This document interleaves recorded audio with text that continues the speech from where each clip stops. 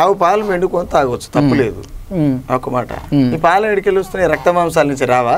అంటే ఇప్పుడు మనం బ్లడ్ తీసుకుంటే మనం ఫర్ ఎగ్జాంపుల్ రక్త మాంసాలు పీల్చి పిప్పి తాగితే తప్పులేదు. మన లేడీస్ ఎవరైతే అమ్మ వాళ్ళు ఉంటారో వాళ్ళ పిల్లలకు పాలు ఇచ్చేది ఎట్లుంటుంది, వాళ్ళ నుంచి ఒక 1/2 లీటర్ బ్లడ్ తీసుకుంటే ఎట్లుంటారు అంటారు? నేనేమంటా, తల్లి ఇవ్వవలసిందే.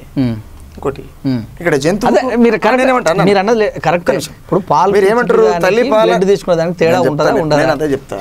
తల్లి పిల్లకు పాలు ఇవ్వచ్చు, తల్లి రొమ్ము నుంచి మనం రక్తం తీసుకోవడం కరెక్టేనా అని మీరు అంటారు.